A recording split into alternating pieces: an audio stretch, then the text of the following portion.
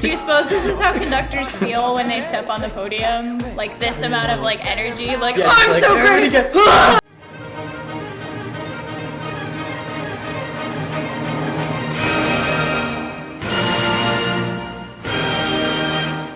You are now reacting to the solo artist Robbie, who is from the boy group VIXX, and his song Bomb, released in 2017. In the lyrics, Robbie compares himself to a bomb, saying he has explosive potential that could blow up at any time. He's like a bomb that can blow away the competition, and he'll be a star and live forever. This hype track also featurs the hip-hop artist San E, and the song is composed and arranged by Robbie. I wish I felt that way about myself. You just gotta believe. Yeah. Or you gotta He'll give you hire the a hip-hop confidence you artist need. to feature in your daily life. That's also a good strat. Let's drop the bomb. Okay, this is like already scary. He gonna die. Just kidding. Oh, is it like he's like performing pent up rage? Damn, that's like it's like his body's a museum.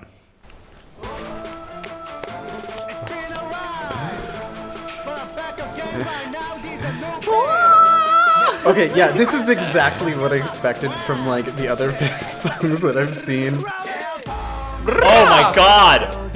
Yeah, I was like, how is this drop gonna surprise me? And it totally did.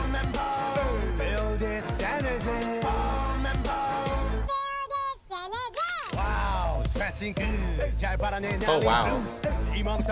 He really has a good sense of the beat and time. Oh, his rhythm play is really nice.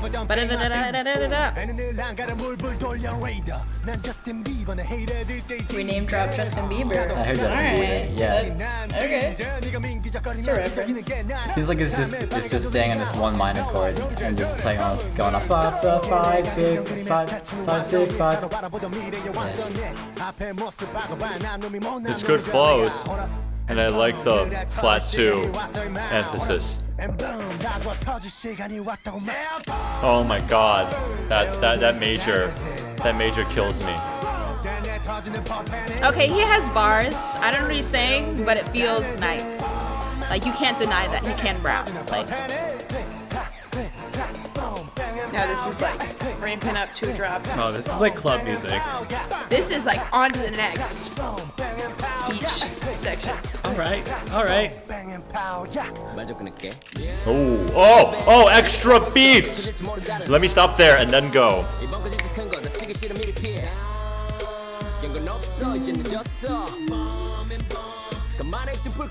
That sounds like a harmonica in the background. I like that piano. It's like late 90s to early 2000s hip hop. Like Eminem's golden years. It's like very hit oriented, like they're hitting on all of the beats, and then all of the percussion also is all like rotates around all of the beats. So I would kind of expect something to come with the off beats or something more melodic that just like flows through. I'm really scared. Well, I got it in the right direction.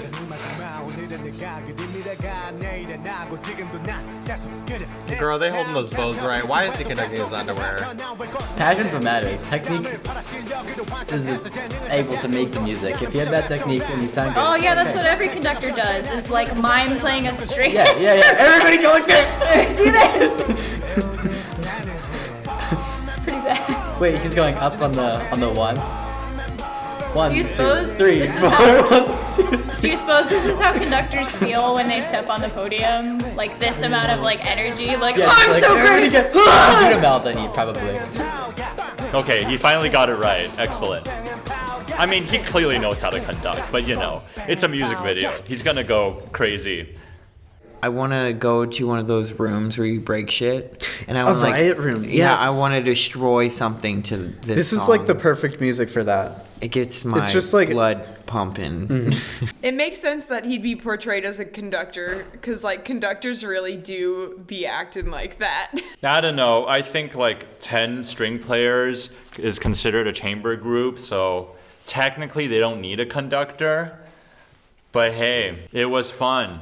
It was a good track. And when the song began, I was like, uh-oh, this sounds a little generic.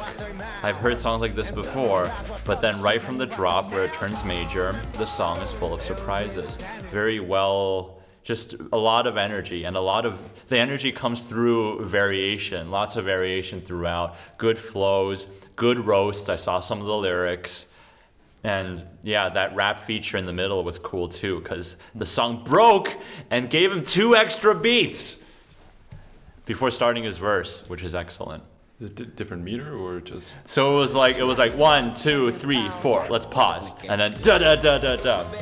Huh. Yeah, it's good stuff. So I noticed 2 motifs. The one that I was talking about that I couldn't figure out if it was in the rest of the song when they're just going bop bop bop bop bop bop. And I don't know if that just appeared in the middle, but then they went back to the 2 that I think they were repeating the entire time. The like don't and also bum bum bum bum do do dum. And I think those play really well together to make it like feel like there's a lot like I don't know. There's something that Dvorak does when he has 2 really nice counter melodies playing off each other, and I feel like those 2 counter melodies spell out like the essence of the song really well. Then I was just wondering about the dot dot dot because I think that was just isolated. I thought about bombs throughout the song. Here we go. Well, here we go, folks. When a bomb goes off, usually the highest point of compression is at the detonation. So every time the bass comes in, I'm thinking, wow, those are just mini explosions. But then every time it disperses, it's less strong as an impact. So that's why the more ethereal parts, or the higher registers, you lose the bass and you lose the concentrated firepower, and then so every time it goes up into the atmosphere up there, it's kind of like the end resultant of a bomb. And then sometimes when it comes down, it's tapering down. It's like, oh, where's this coming from? Maybe it's a reignition. And yeah, I thought it was very well executed to present the idea of a bomb, or in this case, for him, it's his potential to produce more music, and it's always a reignition off of his previous explosion. So it's a continuous flow. No, I was thinking about like who's the intended audience for this? Because in Korea, like for us Western viewers, especially in America, because gun culture is a thing, like weapons and explosions and bombs and like guns, especially like within this type of like it's like rapid fire, like almost like ballistic, kind of crazy, I don't know, like pyrotechnics. That's sort of the thing that we see a lot in Western films and in media, and also just like kind of like our culture in America in general. Yeah. So it makes me wonder though, in Korea where like guns are banned, how it must seem to a native Korean viewer to watch this and see this guy who like performs like kind of this American-esque or this Western like heavy rap sort of feel. I wonder what kind of shock like native Korean viewers would probably get from seeing this or listening to this kind of music at the same time where it's so intense, But then on the other end, it's probably also marketed towards Western viewers, right? Because K-pop is like kind of an international market. And so for us, it's like not that far off from our music genres, to see this kind of thing happen. I'm just thinking how interesting it must be to like be the person who like creates this kind of music, and then it's like, how can we sort of tap in not into our international market and see like, and like use their kind of like expressive cultural tropes, but also do it in a way where like, this kind of creates like a literal spark or like a literal female, like a bomb in Korea with this kind of like exaggerated, like stretched out, like display of masculinity and power and aggression, musically and also performatively. I don't usually pull out this card because usually I ignore it, but this is like one of the worst cultural appropriation ones I've seen. All of everything about it. The hair with the like cornrows and the heavily tattooed, the ways they're dancing, the intonation in his voice, the way that they like musically constructed the song, kind of stealing from like hip hop. It just feels definitely like trying to embody a culture that is not his own. And that's why you asked if the tattoos were real or fake. I know that a lot of shade has been thrown at K-pop recently because of the cultural appropriation aspect, and sometimes I'm like, put it aside. But this one feels particularly nefarious to me, and maybe I'm the only person who feels that way. But yeah, it's kind of a lot. Like, I just feel like all of his body movements and the way that they dressed him was just like that way. I'm not necessarily the expert on these things, but like I feel like if I'm noticing, then other people probably did too. I felt like he was trying too hard to be American. American? Not Bitch, just say American. black. You know what you meant, black. I mean, sure, like That's black. it's like it was stuff that I've heard before. Like Nicki. like, he was really trying real hard to like. Imitate all black artists who have ever been alive. You can take it there. I can't take it there. No, it's literally, Elizabeth was talking about this previously, and she's actually like really correct. So many artists do this, and the main thing, culture appropriating, is taking a culture and not saying that, yes, I've taken inspiration from this. And you can, when you read this to me, I was like, is he gonna talk about how he literally like copied every like black artist that ever was? Does he ever reference his inspiration to his style? In the lyrics?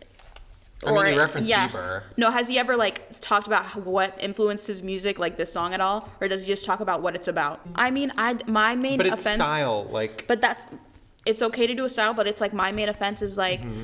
There's so many artists who have spoke about their influences, and I just feel like he doesn't even understand what he's like referencing right now. The braids that he's wearing in his head, like black people, black women especially, have to wear braids, because if I were to take out my natural hair right now, I'd be looked as unkept, unprofessional, probably kicked out of my like job, like down the street. Like, these are things that black people have to do in art, in some form oppress us, and that we're still being oppressed to this day, and you're using it as a style choice, a vibe. It's more than that. And can you just bring light to that? Like, you have such a wide, like a large platform. Why can't you promote other like black artists who you are copying essentially? That's just my main like issue right now. It's like, even if he didn't like credit his influences, can he credit like his like art form? Because obviously he did not wake up and was like, I'm getting braids in my hair, because like, no, you guys don't have to deal with looking unkept. Did he have braids in his hair? Yeah, he had box. Yeah. I didn't even notice. I grew up wearing box braids. The moment I took them off for the first time and I went to school, my teacher asked me if my mom had enough food to like give us that night or something. Like, she was really concerned. Like, Jesus. Yeah. These are problems that every black person goes through, and the fact that you're just making it a style trend really offends me. But this is my story. Not every black person like is going through this, but like, can you just bring light to these issues with this like this large platform that you have? Because that's what we're talking about in my music history class right now. Like, literally, like, for instance, like, do you know like what like the bambula rhythm is? Bambula, like it's a big thing in like black music. Oh yeah. Yeah. I know, that's like the African drumming rhythm. Yeah, that's like African that. drumming. And yeah. but we were talking about how our teacher showed us literally like Lizzo, like Truth Hurts, like she uses it. But for an artist to use that rhythm as like a reference to like a different time, to like kind of like create a dialogue between, like, it's kind of complicated. Like, can like a white artist like use that rhythm without explaining where it comes from, or if they give a disclaimer and they're like, hey, like, these are my influences?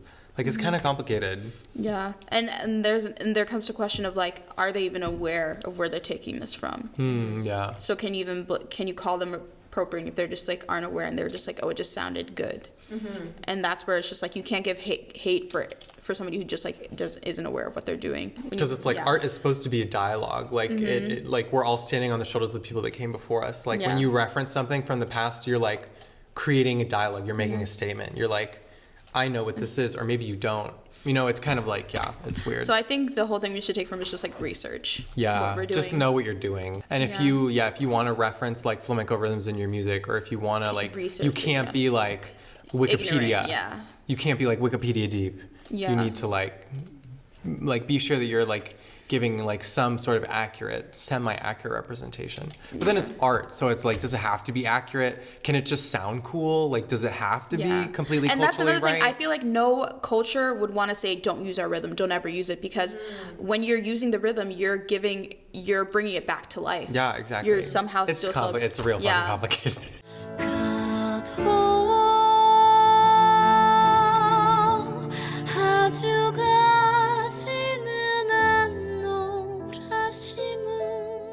This is a member of VIXX. I like VIXX. I have good memories. I love you. I got an Umu high touch.